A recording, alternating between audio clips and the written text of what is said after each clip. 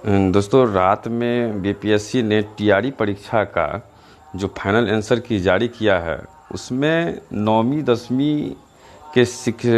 विद्यालय अध्यापक के लिए जो परीक्षा हुई थी, जिसमें राजनीति शास्त्र का, सामाजिक विज्ञान में राजनीतिक शास्त्र का जो एक प्रश्न था, उसमें ये प्रश्न है जैसे कि एक राज्य पार्टी बनने के लिए एक पार्टी को राज्य की विधानसभा के चुनाव में कुल वोटों का कम से कम खाली स्थान सुरक्षित करना होगा। तो बीपीएससी ने जो 2 बार प्रोविजनल आंसर की जारी किया, उसमें उन्होंने 6% आंसर लिया था, लेकिन जब ये फाइनल आंसर की जारी किया तो इसमें 8% आंसर के लिया। अब ये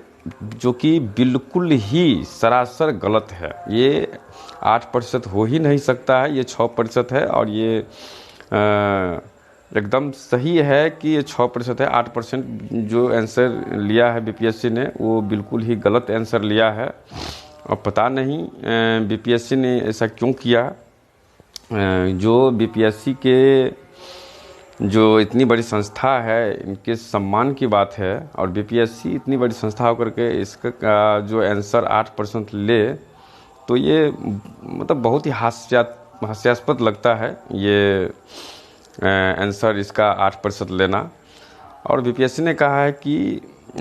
जो एनसीईआरटी का रेफरेंस वो मानते हैं। बीपीएससी एनसीईआरटी, बीटीसी आदि का जो रेफरेंस लेते हैं, तो अगर हम उसकी बात करें तो ये किसी भी किताब में, कहीं भी, किसी भी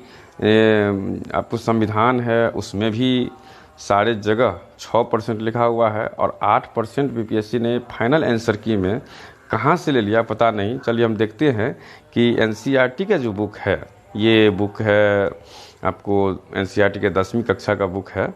जिसमें पेज नंबर 79 में ये देखिए एक राजनीतिक दल चैप्टर है, उसमें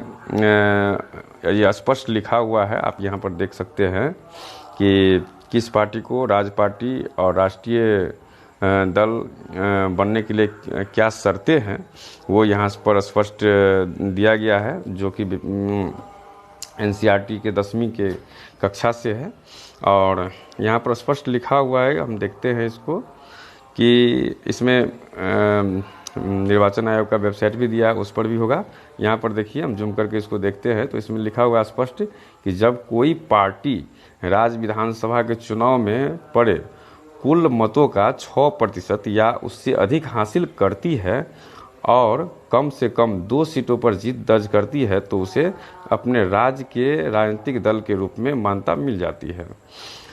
और वहीं राष्ट्रीय दल के लिए दिया गया है कि अगर कोई दल लोकसभा चुनाव में पड़े कुल वोट का, अथवा 4 राज्यों के विधानसभाई चुनाव में पड़े कुल वोटों का 6% हासिल करता है,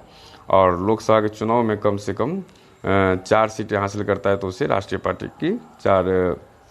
मतलब यहाँ पर ये देखिए कि स्पष्ट लिखा हुआ है कि राज्य विधानसभा के चुनाव में पड़े कुल मतों के 6% या उससे अधिक हासिल करने वालों को, यहाँ पर ये एनसीईआरटी कह रही है कि जो 6% मत हासिल कर लेंगे उसको जो है सो राज्य पार्टी का दर्जा दिया जाता है। लेकिन बीपीएससी जो है वो किस आधार पर 8% आंसर लिया है, यह बहुत ही हास्यास्पद बात है। और ये 8% लेना, ये कहीं से भी उचित नहीं जान पड़ता है, कहीं से भी किसी भी तरह उचित नहीं जान पड़ता है।